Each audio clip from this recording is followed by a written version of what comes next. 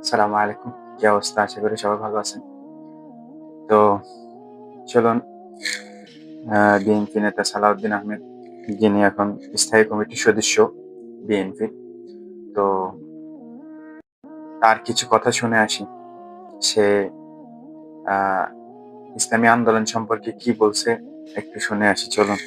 যারা 16 বছর আওয়ামী লীগের সাথে ছিল, আওয়ামী লীগের সমস্ত নির্বাচনকে বৈধতা দেওয়ার জন্য হাত পাকা দিয়ে বাতাস করেছে। তারা বলছে বাংলাদেশের নির্বাচন নাকি অনুপাত হারে হতে হবে উভয় কক্ষে। জিন্দেগিতে কোন নির্বাচনে তারা কখনো একটি আসনও পায় নাই, একটা মেম্বার চেয়ারম্যানও হইতে পারে নাই। চলুন এবার আমরা আ কমলনগরের পীর সাহেব এবং বর্তমান চেয়ারম্যান খালেদ সাইফুল্লাহ সাহেব কি বলতেছেন আমরা একটু শুনে আসি চলুন।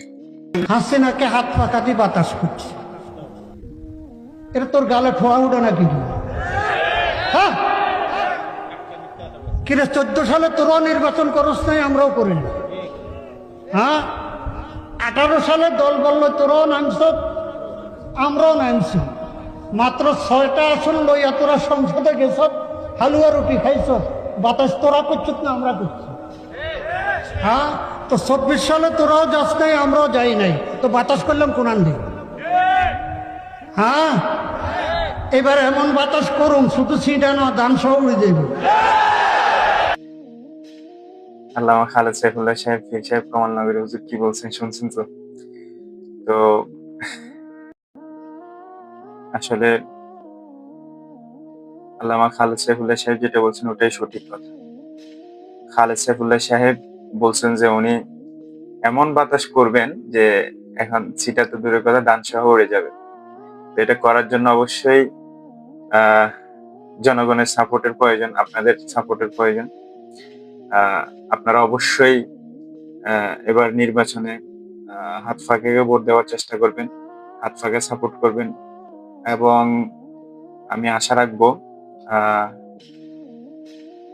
দলবল নির্বিশেষে অবশ্যই আপনারা একটা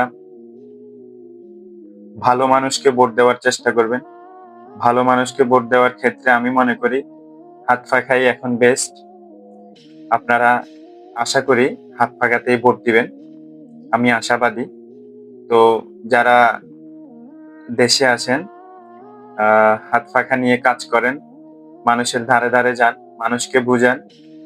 আসলে বিএনপি যেটা বলছে যে তারা আসলে ক্ষমতায় আসলে তারা প্রত্যেক নাগরিককে কি একটা কার্ড দিবে, ওই কার্ডে প্রতি মাসে 2000